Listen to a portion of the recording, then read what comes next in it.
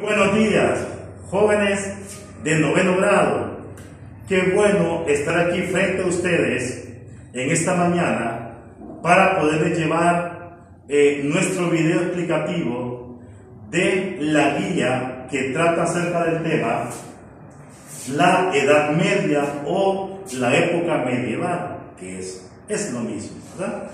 Entonces, con mucho gusto, jóvenes, estoy con todo el ánimo de ofrecer lo mejor de mí para ustedes, pero sí le voy a pedir, por favor, que intente ver este video con toda la determinación de poder aprender.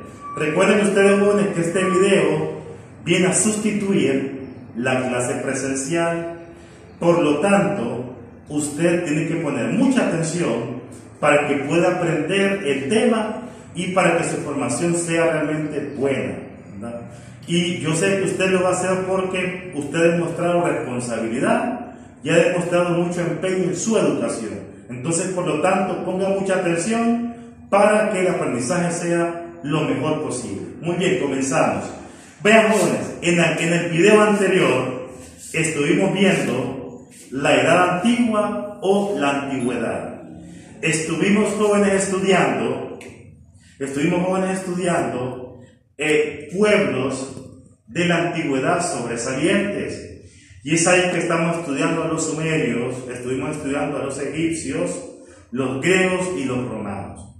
A esa edad se le llamó la edad antigua o la antigüedad, en donde surge la propiedad privada y donde se da una acción que hoy en día es ilegal, que le denominamos la esclavitud, la posesión de un hombre hacia otro. Y en ese punto, jóvenes, decimos lamentablemente porque, aunque fue una época de la humanidad, obviamente sabemos que era violatorio en todo el sentido a los derechos humanos. Muy bien, comenzamos. Entonces, fíjense, yo les hice una pequeña línea de tiempo, solamente enfocándome en la época que enmarca la Edad Media. Vean, usted sabe que el ser humano, según las estimaciones, tuvo su aparición en el sudeste de África hace 150.000 años. Eso nos dice la teoría evolucionista. Desde ese momento hasta la invención de la escritura, nosotros le denominamos la prehistoria. Cuando surge la escritura como acción humana, hay una línea divisoria entre prehistoria e historia. La historia como periodo comienza con la Edad Antigua, que va desde el inicio de la escritura hasta la caída del Imperio Romano de Occidente en el siglo V. Ahí finaliza la Edad Antigua. Y ahí inicia un periodo que se llama la Edad Media o la Edad Medieval, que inicia en el siglo V y finaliza en el siglo XV, con la caída del Imperio Romano de Oriente, cuya capital es Constantinopla, que hoy en día es Estambul, en Turquía, que ustedes saben que es un país europeo. Entonces, vean, repito para que me pueda entender bien. Entonces vamos a decir que la Edad Media es un periodo de la humanidad que tiene una duración aproximada de 1000 años. Inicia en el siglo V, después de la caída del Imperio Romano de Occidente, y finaliza en el siglo XV con la caída del Imperio Romano de Oriente, y dura 1000 años. Muy bien. Y ahí vamos a arrancar con esa explicación para que usted pueda ubicarse en el tiempo. Dura 1000 años. A esta época también se le llamó la Edad Oscura o el oscurantismo. En el siguiente tema vamos a abordar esa temática porque miramos lo que se va a intitular la Ilustración. Pero ahorita no. Vean, jóvenes, fíjense. Quiero explicarles cómo era la economía, la organización política y la parte cultural en la Edad Media. Recordemos que duró 1000 años aproximadamente. Vean, joven, el sistema económico dado en la Edad Media se llamó feudalismo. Esto es importante. El sistema económico que se dio en la Edad Media se llamó feudalismo. ¿En qué consistía? Vean, me voy a saltar aquí para después pasarme a la 2. Vean, allí en este momento en la Edad Media básicamente había 3 clases sociales. Vean la pirámide. En la cúspide de la pirámide estaba el rey y la nobleza. ¿Quiénes eran los nobles? Los hijos del rey, los parientes cercanos, ¿verdad?, los sacerdotes, los jefes militares y la gente de alto rango en escala social. Eso se llama la nobleza. Entonces, ellos estaban en la cúspide juntamente con el rey. Más abajo estaban los señores feudales, ¿verdad?, que ya más adelante lo voy a explicar. Los señores feudales. Y más abajo estaban los siervos de la gleba o vasallos. Repito, en la cúspide, rey y la nobleza, señores feudales y siervos de la gleba o vasallos.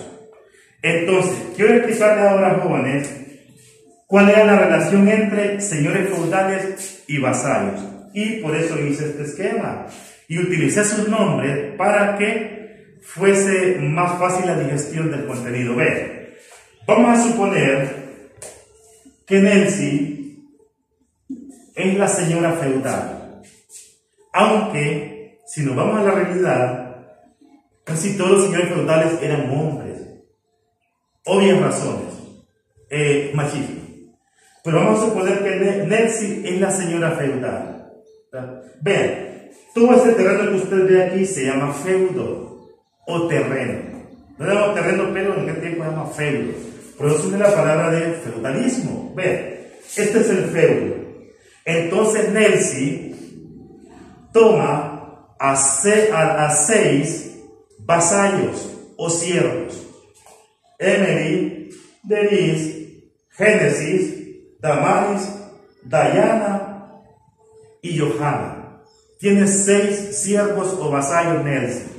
Entonces, ella le entrega un fragmento de su terreno a cada una de ellas y le pide cultivar o realizar algún tipo de actividad para beneficio de ella como señora feudal. Entonces viene Nelsie y le dice a Denise: bueno, Denise, usted se va a encargar de cultivar maíz y frijoles.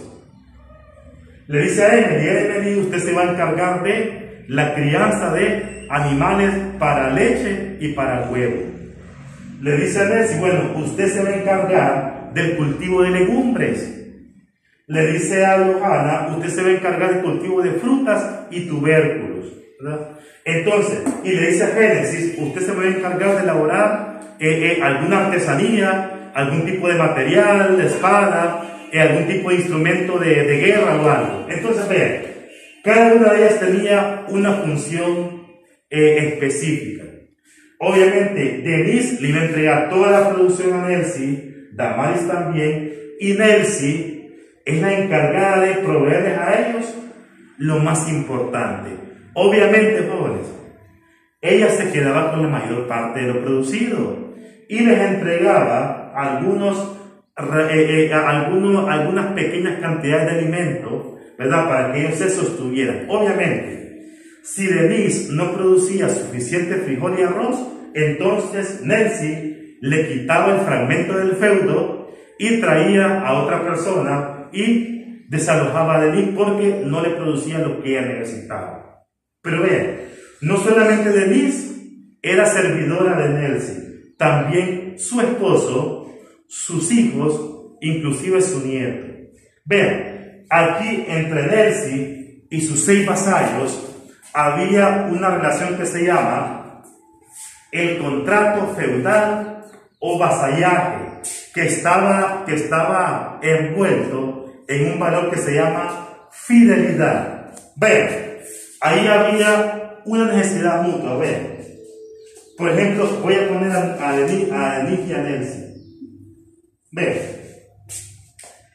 Denis le tenía que producir arroz y frijoles a Nelsi, pero también tenía que servirle.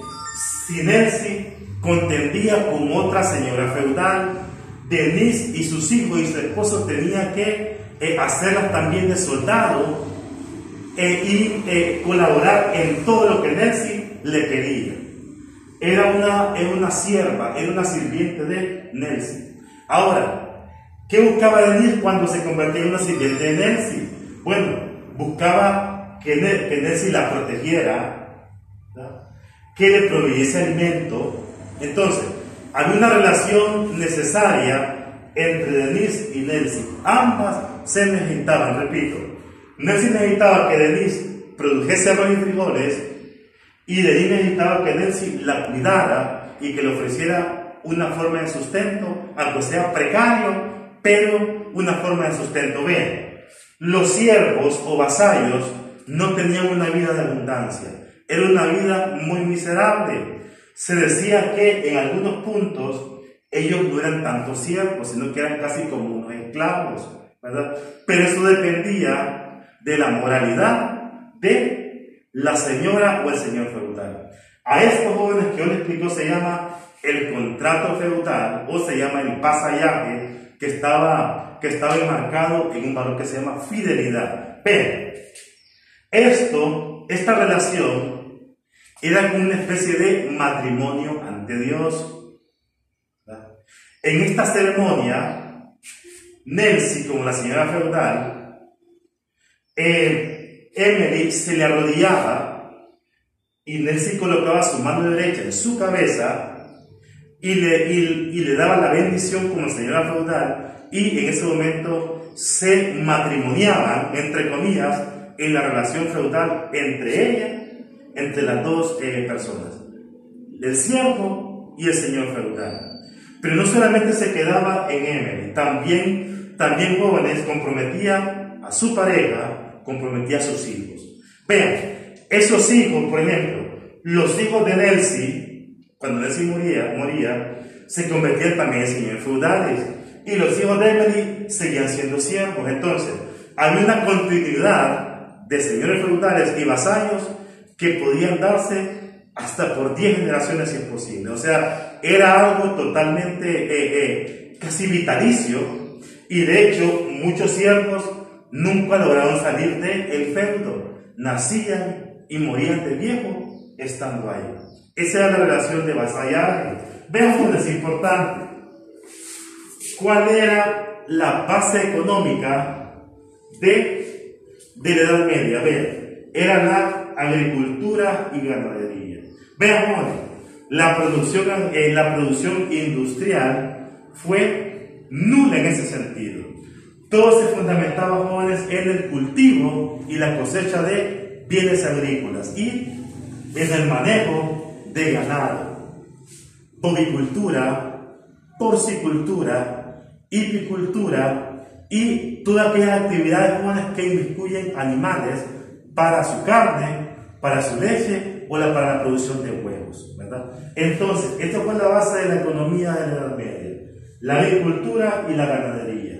Y aquí viene un punto controversial. Vean, jóvenes, vean, la religión enmarcada en la Iglesia Católica fue la que influyó totalmente y decisivamente en la Edad Media. La Iglesia manejó la parte cultural de la Edad Media como tal. Vean, jóvenes, el cristianismo fue la religión oficial del feudalismo. Recordemos, jóvenes, que Constantino, el emperador romano, viene y oficializa al cristianismo como la única y válida religión durante el imperio. Y cualquier otra persona que profesara una religión diferente era prohibido y se estaba exponiendo al castigo y también a muerte si es posible. Entonces veamos, el cristianismo se convirtió en la base religiosa de la Edad Media, y sobre todo la Iglesia Católica, que era la única iglesia cristiana que existía, ¿verdad? Veamos, fíjense, A la Iglesia Católica le llamó la gran señora feudal, ¿verdad? Porque inclusive ella como institución tenía una gran cantidad de feudo, o sea, muchas tierras, tenía campesinos en su trabajo y practicaba algo que hoy en día es voluntario, que se llama el diezmo, que consiste, jóvenes, en la entrega del 10% de lo producido, el cual era obligatorio, y la iglesia se apoderaba de todo ese montón de productos, leche, carne, granos, que al final muchas veces se arruinaba por falta de uso. Vean, jóvenes, la iglesia, la gran señora feudal, alcanzó un enorme poder, no solamente económico, sino que también político, hasta tal grado, jóvenes, que se dice que el mismo rey y los mismos señores feudales se arrodillaban frente a la iglesia como institución. Ahora, la iglesia utilizaba dos métodos para controlar todo lo que existía. Ve, instalaba monasterios y centros de misa para poder controlar a la población. Vea, por ejemplo, las parroquias las ubicaba en zonas alejadas o zonas rurales, como lo conocemos hoy, y las diócesis las colocaba en lugares urbanos donde había bastante gente, ¿verdad? De esta forma, las parroquias controlaban las zonas alejadas y las diócesis manejaban las zonas urbanas donde había mucha población. Vean, bueno, la Iglesia Católica manejó la parte educativa en la Edad Media y la parte cultural. De hecho, jóvenes, las bibliotecas, los centros de estudio eran manejados por la Iglesia Católica y eran de carácter privado. Solo muy pocas personas tenían acceso a poder estudiar en ellas porque había que pagar y la mayor parte de la gente no tenía la capacidad. Por ejemplo, un niño de Denise le era imposible estudiar porque Denise era una sierva de escasos recursos. Entonces, generalmente la gente con acceso a educación era la gente vinculada al señor o la señora feudal, para que ustedes tengan una idea. Entonces, ellos manejaron la parte educativa y la parte cultural. Importante, jóvenes, a medida que la iglesia tomó mucho poder político y económico, comenzaron las críticas. ¿Qué críticas? Vean, en cierto momento de la historia, un sacerdote alemán llamado Martín Lutero comenzó a generar un movimiento de personas que criticaban a la iglesia como institución. Vean, una de las cosas que Martín Lutero le molestaba y fue un punto angular para su separación fue las famosas indulgencias. ¿Qué es una indulgencia, jóvenes? Es un perdón de pecado a cambio de algo material. De repente, Juan Gómez mataba a otra persona, entonces la iglesia le decía, bueno, para que Dios le perdone ese pecado, tiene que dar tanto, o tiene que dar tanta cabeza de ganado, o tiene que dar tanto de su cultivo. Esa es una indulgencia. Cuando don Juan entregaba lo que la iglesia le pedía, entonces la iglesia le perdonaba su pecado. Esa es una indulgencia. Y esa es una de las cosas que Martín Lutero criticó, aparte del enorme poderío económico y el manejo fraudulento, según Lutero, de los fondos de la iglesia. Eso llevó a que él formara el primer movimiento protestantista de protestantes. Toma un grupo de miembros, se comienza a reunir con ellos a escondidas, y ahí surge, jóvenes, lo que conocemos como la iglesia evangélica o los protestantes. Este es el primer movimiento protestante que se da, que es un fragmento de la iglesia católica que se separa por discordancias en cuanto al manejo de los fondos y el manejo moral de la iglesia como tal. Entonces, jóvenes, al final, la Edad Media, jóvenes, se viene abajo por un hecho importante que se llamó la Revolución Industrial. Usted más adelante lo vamos a ver. Vean, jóvenes, la Revolución Industrial fue un acontecimiento que se dio en Londres en primera instancia, en donde se comenzó a producir en masa mediante máquinas en fábricas. Eso generó que muchas personas comenzaron a acumular mucho dinero y se llamaron los burgueses o la burguesía, que al final fue lo que sustituyeron a los reyes y a los señores feudales. Por eso vamos a ver más adelante con el siguiente tema que se llama la ilustración, que va a ser en el próximo video. Así de esta forma, jóvenes, llegamos al final. Si no le entendió, le ruego que lo vuelva a ver, porque lo importante es que usted maneje el tema, ¿verdad? Porque usted es una joven o un joven responsable que quiere formarse de manera adecuada. Entonces nos vemos en la próxima, jóvenes. Tengan todos un feliz día y hasta luego.